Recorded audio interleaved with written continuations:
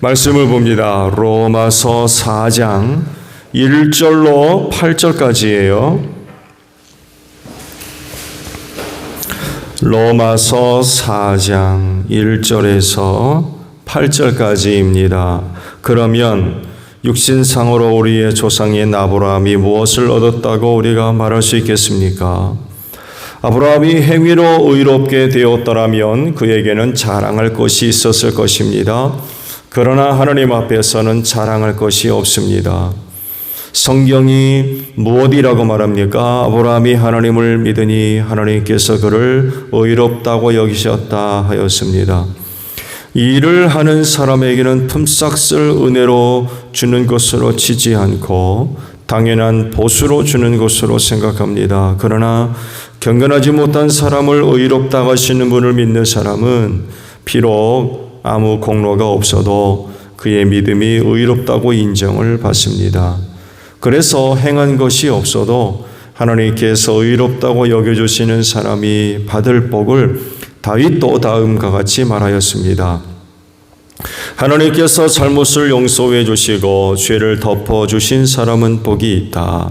주님께서 죄 없다고 인정해 주실 사람은 복이 있다. 그러면 이러한 복은 할례를 받은 사람에게만 내리는 것입니까? 그렇지 않으면 할례를 받지 않은 사람에게도 내리는 것입니까?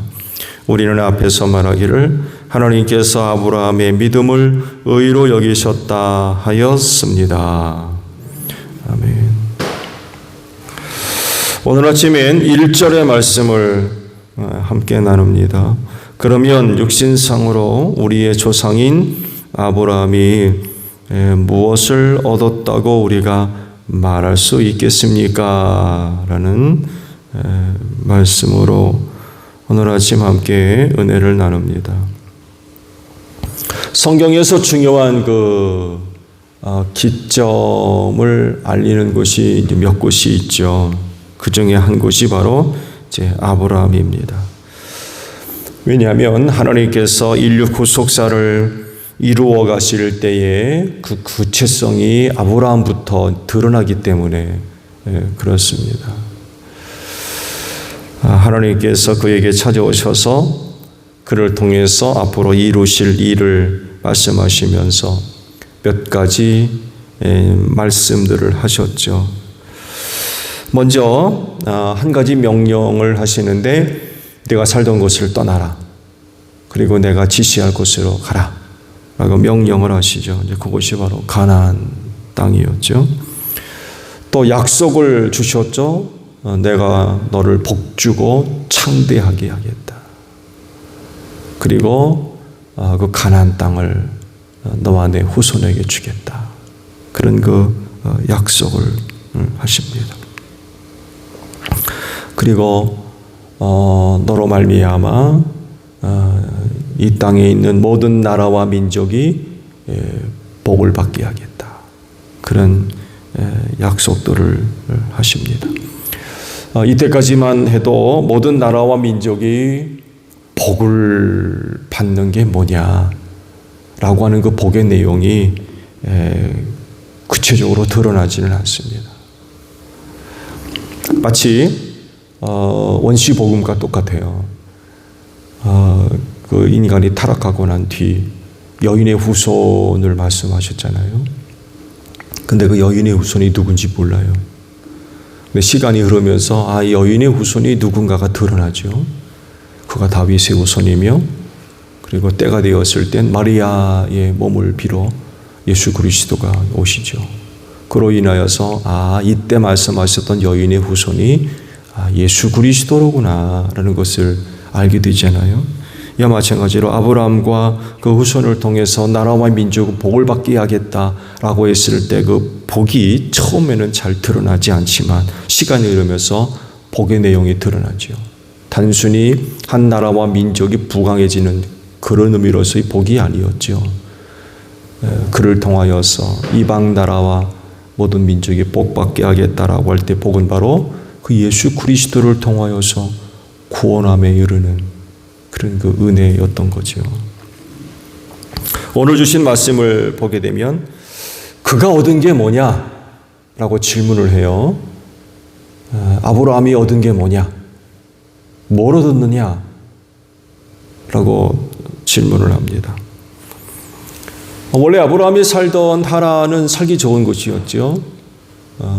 유프라테스하고 티그리스 강으로 이어지는 비옥한 그 초생달 지역에 그가 살고 있어서 상당히 발달된 어떤 문화와 또 경제적인 부유함, 이런 것들을 누리기에 부족함이 없는 그런 곳이었죠. 이런 그를 가나안으로 보내셨죠. 가나안은 아는 사람 하나 없는 그런 곳이었죠. 고대 사회에서 시족 중심의 문화를 벗어나서 나그네 같은 생활을 한다는 건 참 상상할 수 없는 그런 일이었죠. 근데 그럼에도 불구하고 가나안으로 이제 내려왔죠. 그러해서 그가 얻은 게 뭐냐? 그렇게 해서 그가 얻은 게 뭘까요? 하나님께서 땅과 많은 자손을 주겠다고 하셨지만 그 생전에 약속의 말씀이 성취되는 것을 못 봤어요. 그렇죠? 못 보고 죽었어요. 그렇지만 복음서에서 아브라함의 믿음을 이제 설명할 때 믿음으로 멀리 바라봤다라고만 표현되어 있어요. 믿음으로만 봤을 뿐이지 그가 살아생전엔 이런 약속의 말씀이 이루어지는 것을 결코 보지 못했죠. 정말 아슬아슬하죠. 아슬아슬합니다. 왜냐하면 그 땅의 손님이었거든요. 가나안의 손님, 여행자, 혹은 방랑자, 방문객, 이런 수준이었거든요. 그러니 그 땅 사람들로부터 환영받는 게, 인정받고 환영받는 게 쉽지가 않고, 또 아들도 겨우 100세에 가서는 하나 낳고, 아주 진짜 위태위태합니다. 도대체 약속을 해주셨으면 뭐라도 금방이라도 돼야 되는데 정말 아주 위태위태합니다. 표면적으로 보게 되면 아브라함이 이집트로 내려가죠. 기근이 임해가지고 살 수가 없어가지고 이집트로 내려갔다가 올라온 이후 아브라함의 행적을 기록한 말씀이 있어요. 보게 되면 아브라함은 집짐승과 은과 금이 많은 부자가 되었다. 이렇게 표현되어 있어요. 이렇게 보게 되면 그는 성공적으로 타향살이를 했어요. 기적에 가까운 일입니다. 정말. 그런데 오늘 주신 말씀을 보게 되면 아브라함이 얻은 게 뭐냐라고 질문을 던지고 그가 얻은 내용들을 쭉 기록하셨는데 제가 방금 말씀드린 대로 그가 집짐승이 많고 은과 금이 풍부했더라 라는 말씀으로 그가 얻은 것을 기록하지 않습니다. 아브라함이 얻은 거 뭐냐? 집짐승이에요? 아시죠? 고대 사회에서 근동 지역의 부의 축적은 얼마나 짐승을 갖고 있느냐였어요. 그게 재산이었어요. 그렇지만 이렇게 기록된 것 보게 되면 아브라함은 그 땅에서 성공했어요. 그러면 그가 얻은 게 뭐냐라고 하면 많은 집짐승과 금과 은이 풍부했더라 이렇게 기록해야 되는데 오늘 말씀 내용도 보면 이렇게 하나도 기록이 안 돼 있어요. 그러면 아브라함이 얻은 게 뭐예요? 뭘 얻었다고 그러는 거예요 지금? 이렇게 질문할 수 있죠. 하나님이 그에게 주신 게 뭐냐? 이렇게 물어볼 수 있어요. 하나님이 그에게 주신 게 뭐냐? 그러면 아브라함은 하나님으로부터 얻은 게 뭐냐? 이렇게도 질문할 수 있죠. 그게 뭐예요? 지금 로마서가 하고 있는 말씀이 뭡니까? 물질적인 게 결코 아니었어요. 결국 하나님께서 아브라함에 주시고자 하시는 궁극적인 것은 물질적인 게 아니었어요. 그러면 하나님이 그에게 주신 것, 그가 하나님으로부터 얻은 게 뭐냐라고 할 때 의로움이었어요. 의로움. 그가 가나안에서 하나님으로부터 얻었던 건 의로움이었습니다. 의.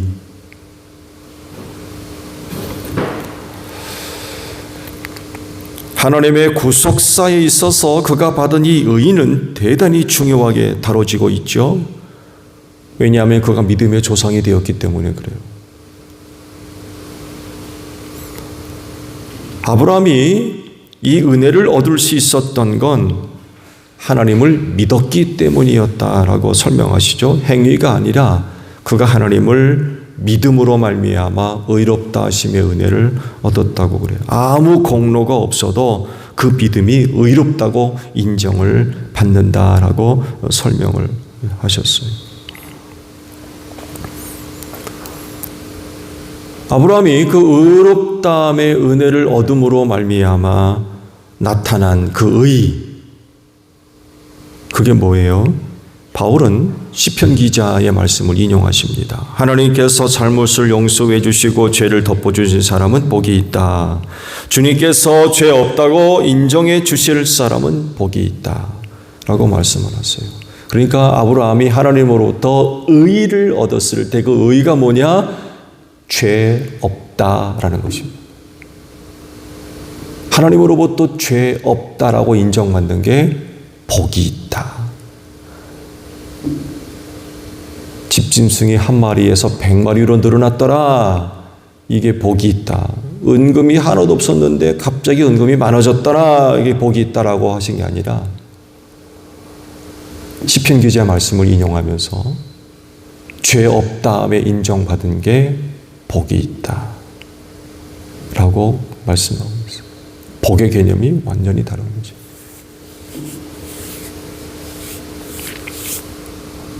즉 하나님이 주신 은혜의 내용은 죄를 용서하신 거였어요. 죄 없다 인정하시는 것. 그가 하나님으로부터 받은 것이었습니다.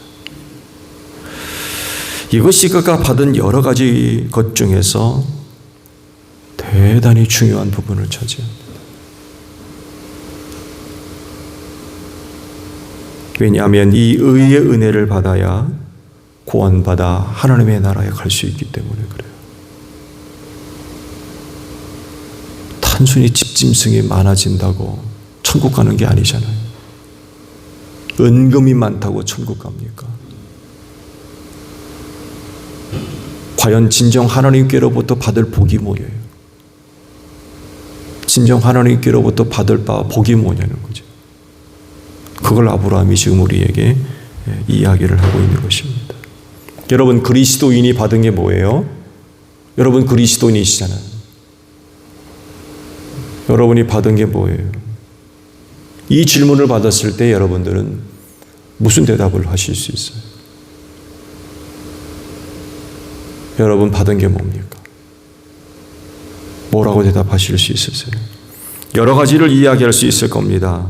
그리고 그 중에서 빼놓아서는 안 되는 것이 바로 의라고 하는 것입니다. 하나님으로부터 받은 의. 이 의가 뭐예요? 죄 용서예요. 죄 없다라고 선고하신. 그게 복이라는 거예요.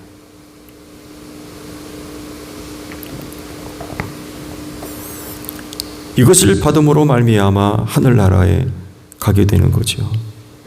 그래서 이 의를 하나님으로부터 받는 것이 그렇게 중요한 거예요.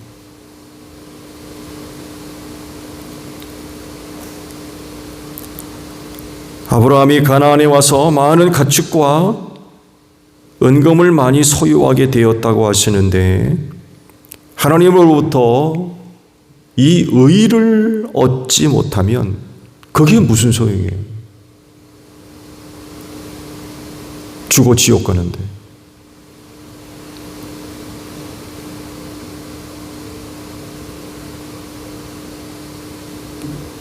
부자와 거지 나사로의 비유가 아주 좋은 예인 것 같아요.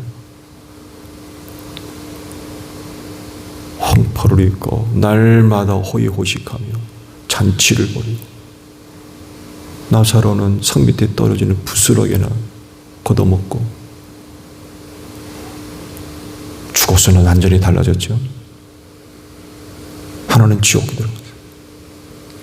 하나는 아브라함 품에 안기고 이 땅에서 7, 80 맨날 호의호락하면 무슨 소용이 있어요? 영원토록 지옥불에 들어가 고생하는.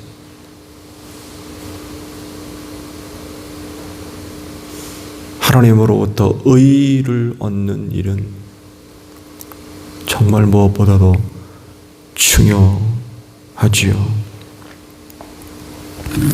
또 그를 통해 놀라운 일을 계획하셨고 또 그것들을 실현해 가실 때에 하나님으로부터 의롭게 되는 일은 참 중요한 것 같아요.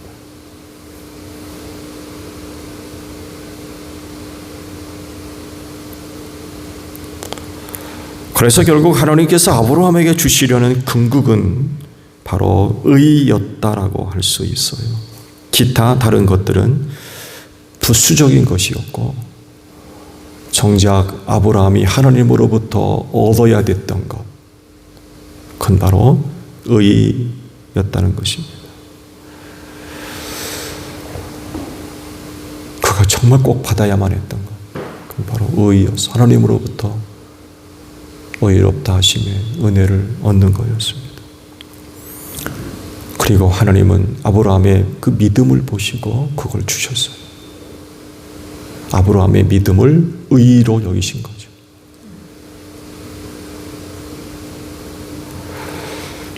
그리스도인도 예수를 믿음으로 말미암아 이 의의 은혜를 받은 사람인 줄로 믿습니다. 이렇게 됨으로써 죄사함 받고 하늘나라에 가게 됐어요. 하나님의 자녀되는 권세를 얻었고요. 하늘나라 백성이 되었고 주님의 몸된 교회 지체도 되었습니다. 그리고 하나님의 영에 거하시는 사람들이 될 수가 있었어요. 하나님 앞에서 의롭게 되는 것, 하나님께서 정말 귀하게 다루시는 그런 부분인 것 같아요.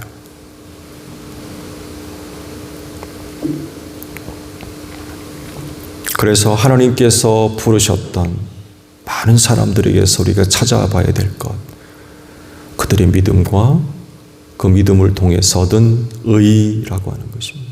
단순히 한 사람을 통해서 바다가 갈라지고 성이 무너지고 물이 터지고 이런 내용들이 아니라 그 한 사람을 통해서 발견해야 될 것, 하나님을 믿었던 믿음이 뭐냐, 믿음의 내용들, 그리고 어렵게 하시는 은혜들. 아브라함이 우리에게 이야기하는 게 바로 이거라는 거예요. 사도 바울이 지금 이걸 우리에게 이야기를 하고 계세요. 그러므로 믿음으로 받은 의의 은혜를 잊지 맙시다. 우린 정말 잊어서는 안 될 것 같아요. 예수를 믿음으로 말미암아 의의 은혜를 얻은 것, 그 믿음이 의롭다라고 인정을 받게 됐다는 것, 절대로 잊어서는 안 될 것 같아요. 그리고 다른 것으로 얻은 것이 아니라 믿음으로 얻었기 때문에 우리는 그 믿음을 잘 지키고 끝까지 간직해야 될 것 같아요. 그 믿는 믿음이 병들거나 혹은 깨어져 나가는 그런 일이 있어서는 안 되겠죠. 그 믿음이 아니고서는 의를 얻을 수 없기 때문에 그렇습니다. 이건 정말 심각한 문제입니다. 하나님 앞에서 의를 얻은 분들인데 오늘 하루도 그 의의 은혜를 가져다 준 믿음 짧지만 오늘 하루 잘 간직되어지고 지켜지고 고백되어야 될 그런 자리, 확증되어져야 할 그런 자리가 있다면 우리는 그 믿음을 담대하게 고백해야 될 것입니다. 그래서 그 의의 은혜로서 또 승리하는 여러분들이 되시기를 바랍니다. 주기도문 하겠습니다. 하늘에 계신 우리 아버지, 아버지의 이름을 거룩하게 하시며 아버지의 나라가 오게 하시며 아버지의 뜻이 하늘에서와 같이 땅에서도 이루어지게 하소서.